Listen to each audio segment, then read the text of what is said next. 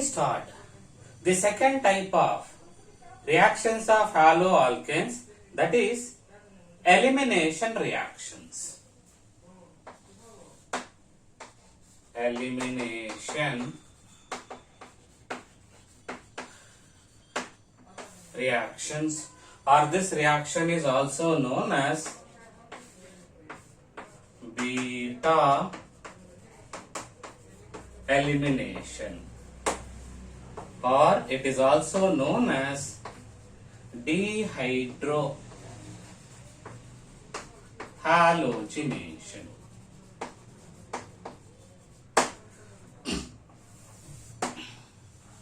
What is this elimination or beta elimination or dehydrohalogenation?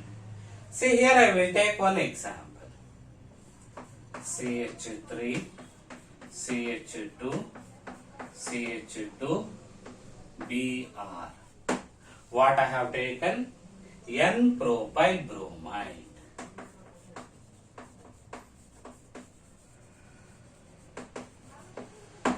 So here, the carbon carrying halogen is known as alpha carbon atom.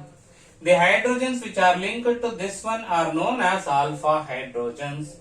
The carbon which is linked to alpha carbon is known as beta. The carbon which is linked to beta carbon is known as gamma. The hydrogens which are linked to beta carbon are known as beta hydrogens. These are beta hydrogens. Now, when I treat this N-propyl bromide with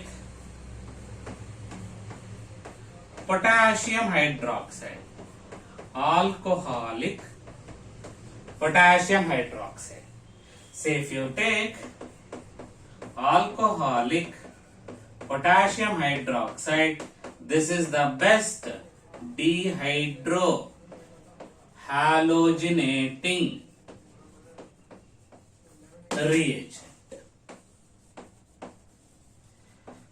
Which is the best dehydrohalogenating reagent? Alcoholic potassium hydroxide. What is the function of this? It removes one halogen and one hydrogen from the adjacent carbon atoms of an alkyl halide. Here this alcoholic KOH, it removes halogen from this alpha carbon atom and then one beta hydrogen from what? Beta carbon atom in the form of HBr. See, that HBr combines with KOH to form KBr as well as water. Then what will be the remaining thing? Here we have got CH3. Here one hydrogen is eliminated. Now it becomes CH. Here Br gets eliminated. We have got CH2. Now here we will get a double bond because of the elimination of one hydrogen from this, one bromine from this. Then what will be the remaining thing? KBr plus water. What is the name of this compound? Propene. An alkene is obtained. So this is how we can write dehydrohalogenation or elimination or beta elimination. What is dehydrohalogenation or elimination or beta elimination? When an alkyl halide is containing beta carbon or beta hydrogens is treated with an alcoholic KOH. What happens? An alkene is obtained. Here, from the adjacent carbon atoms of an alkyl halide, one halogen and then one hydrogen atom, beta hydrogen, gets eliminated to form what? Respective alkene. Here, hydrogen is always eliminated from beta carbon. That's why this reaction is known as what? Beta elimination. Elimination of beta hydrogen or from beta carbon atom. Dehydrohalogenation means removal of hydrogen and halogen from the adjacent carbon atoms of an alkyl halide by treating with what? A dehydrohalogenating reagent like what? Alcoholic KOH to form what? An alkene. So this is how we can explain elimination or beta elimination or dehydrohalogenation. I will take one more example.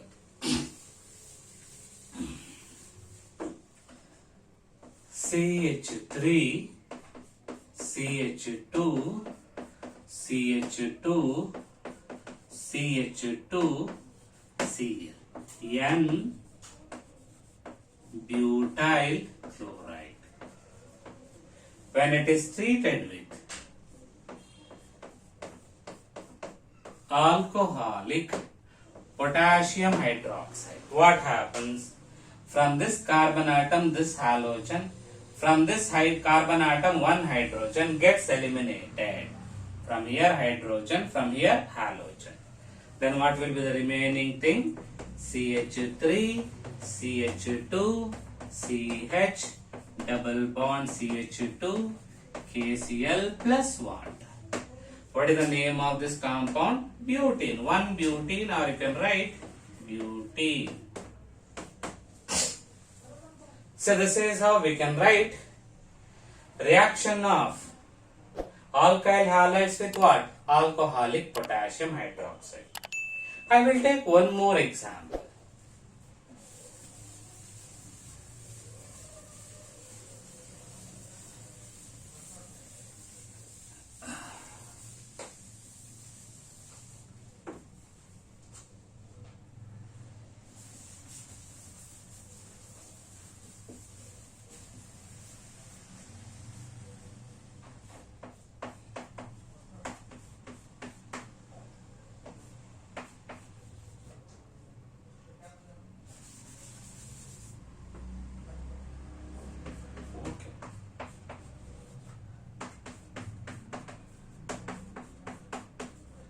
I have taken isopropyl chloride. Now, I will treat this one with alcoholic potassium hydroxide. What happens here? So this is carbon carrying halogen, means alpha. Now this carbon is linked to alpha, this is beta. This carbon is linked to alpha, this is also beta. How many beta carbon atoms we have? 2. When we have 2 different beta carbon atoms in an alkyl halide, then it is treated with a dehydrohalogenating reagent like alcoholic KOH. Here we can expect 2 different alkenes. How? Say here, first I will remove halogen from this and then hydrogen atom from this carbon atom. What happens? Let me see.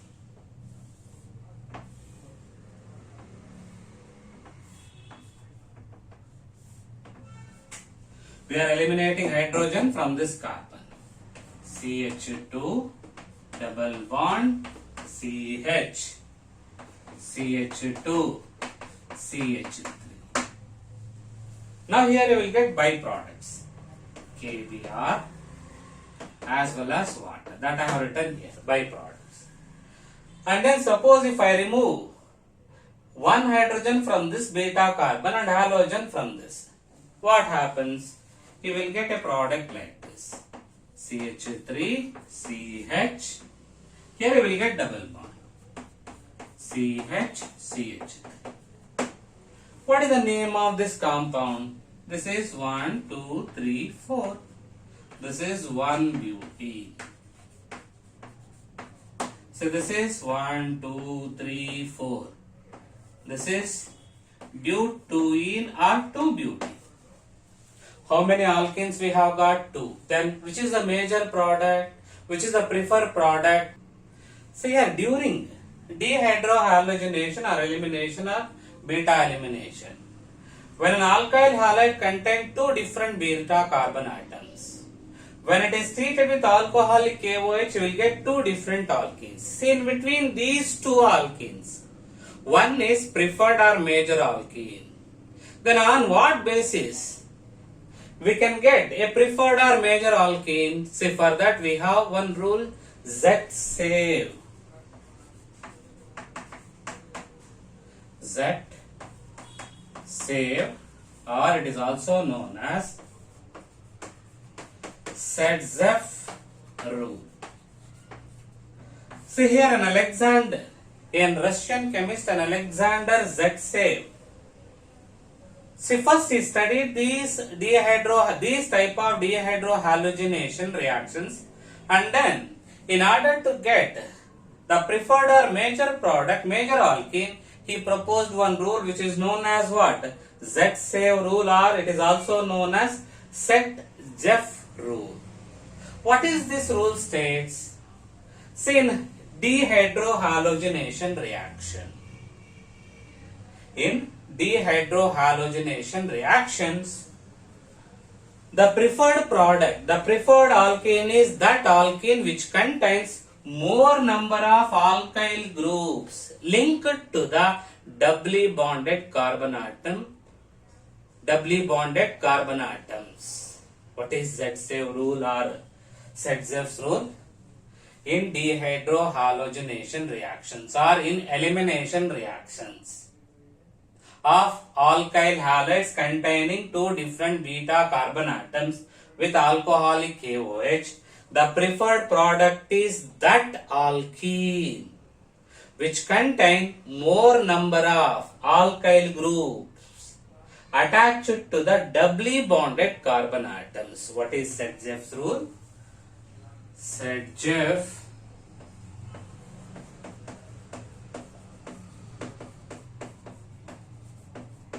rule. In elimination reactions, the preferred alkene, the preferred product is that alkene which contain or which has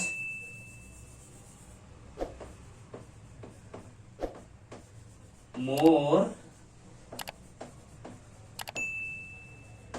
number of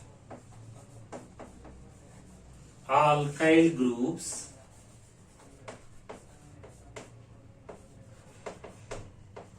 attached to the doubly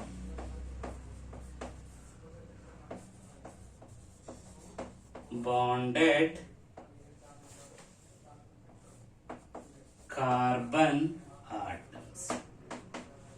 So this is Z-Sef rule or Z-Save rule. What is the statement of this Z-Sef rule? In elimination reactions, the preferred product is that alkene which has more number of alkyl groups attached to the doubly bonded carbon atoms. Now in between these two, which alkene has more number of alkyl groups? On either side of double bond, we have one methyl group here. Here, we don't have any alkyl group linked to this carbon atom. That's why this is the preferred or major alkene. This is minor alkene. So this is how we can explain Z-Save or Z-Jeff's rule. Hello my dear students. Now I will explain reactions of haloalkanes with metals.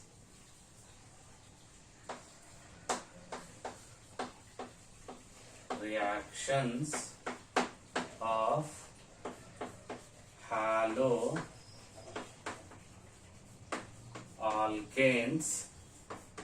with metals.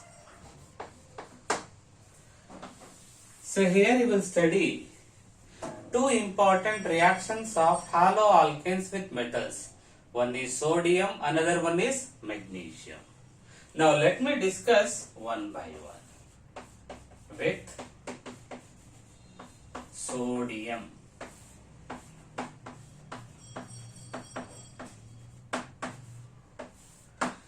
So here the name of this reaction is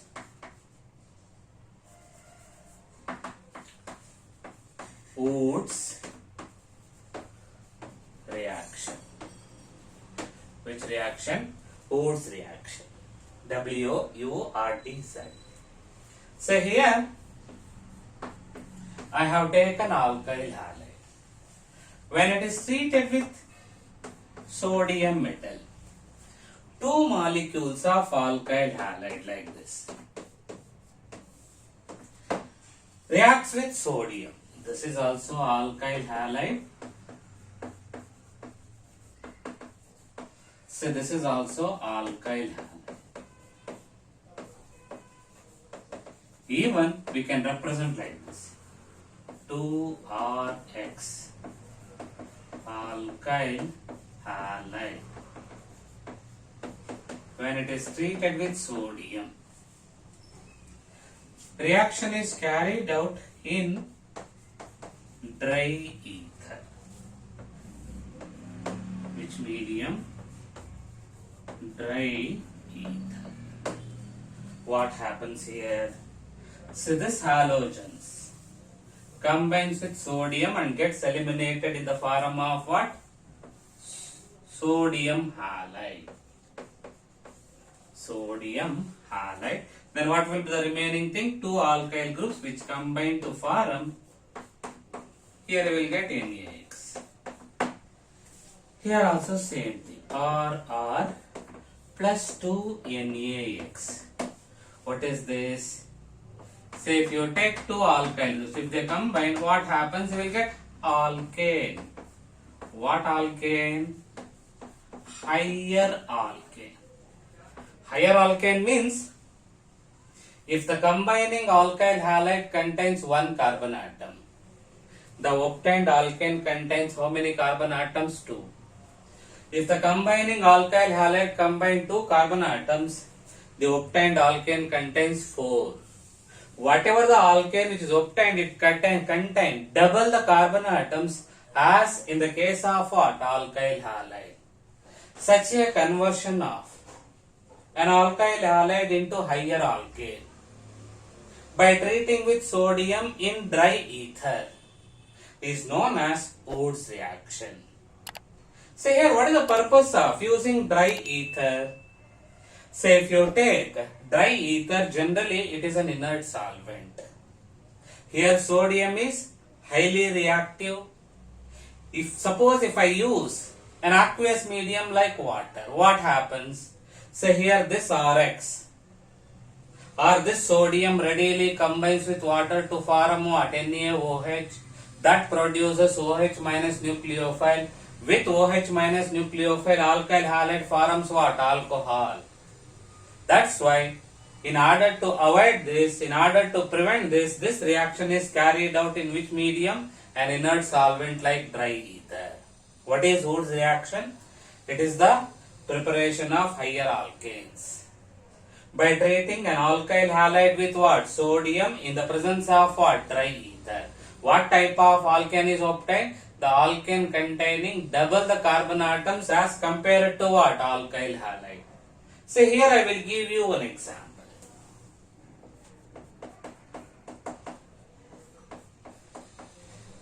I have taken methyl chloride.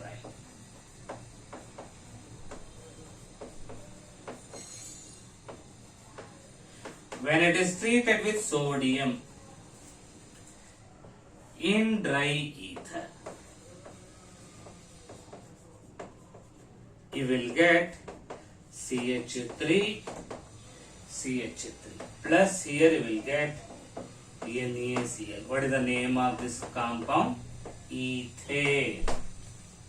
So this is how we can convert an alkyl halide into what? Higher alkane. So if you take Grignard reagents, they are highly reactive. They readily react with water, alcohols, amines, etc. So example, if you take Grignard reagent, when it comes in contact with water, what happens? It readily reacts with water to form RH plus magnesium hydroxohalide. So this is hydrocarbon.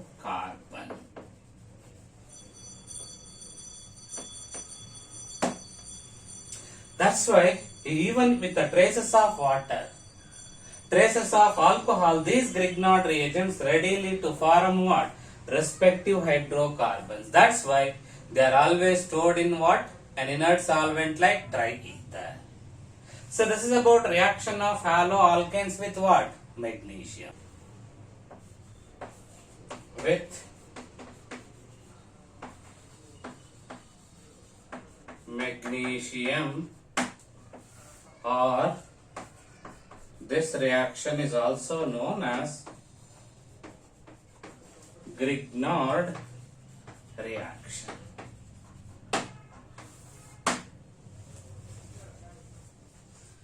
So here I have taken an alkyl halide.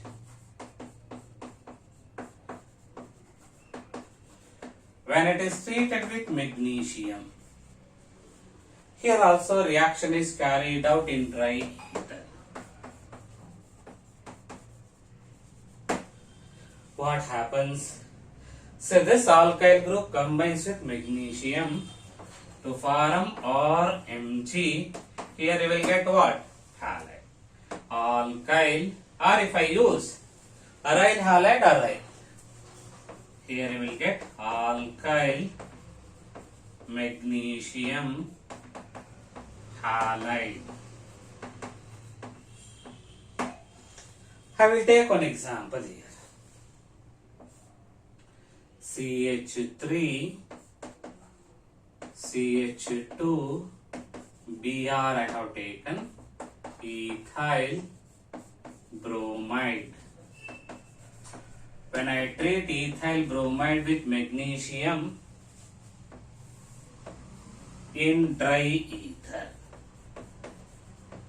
here what happens? You will get CH3, CH2, MgBr.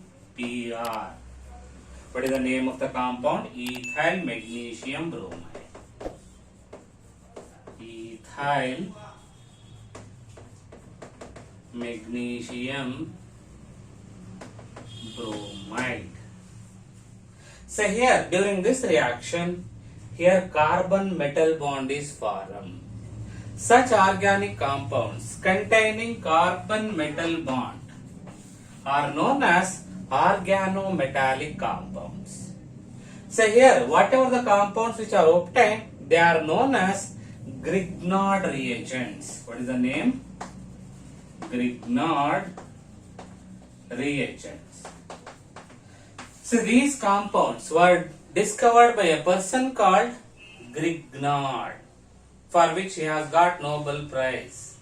So by using these Grignard reagents, we can prepare any type of organic compound. That's why Grignard reagents play a very important role in organic chemistry during the synthesis of various types of organic compounds.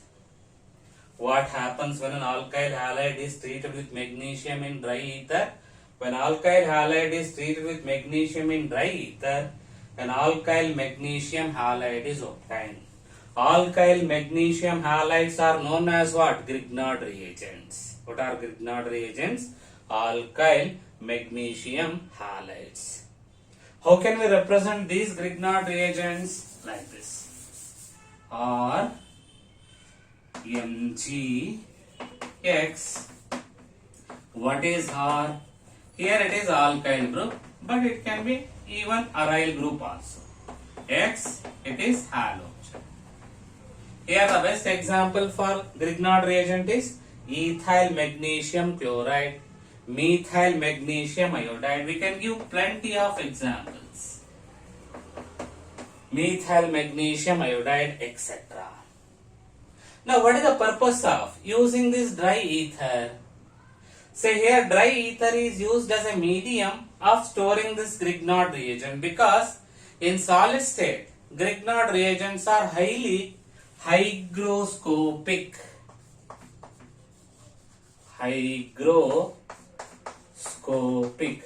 Hygroscopic means explosive. In solid state, in free solid state, they are highly explosive, due to which they are always stored in inert solvents like what? Dry ether. This is the purpose of using what? Dry ether. When an alkyl halide is treated with magnesium in dry ether, what happens? You will get alkyl magnesium halide. That is Grignard reagent. So So this is Grignard reagent. Example, when I treat methyl bromide with magnesium, in dry ether you will get what? Ethyl magnesium bromide.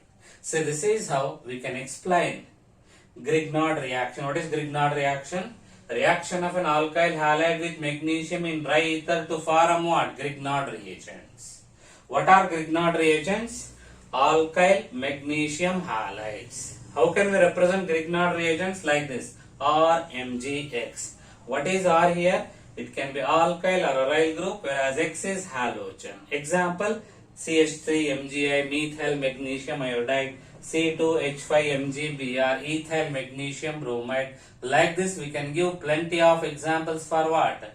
Grignard reagents. So this is about reaction of all haloalkanes with what? Magnesium. Hello my dear students, I am requesting you to subscribe my channel and then as well as share my videos with your friends as well as give likes in order to get more updates from my side. And then in addition to this, if you have any doubts as well as clarification from me, just you comment in the comment section.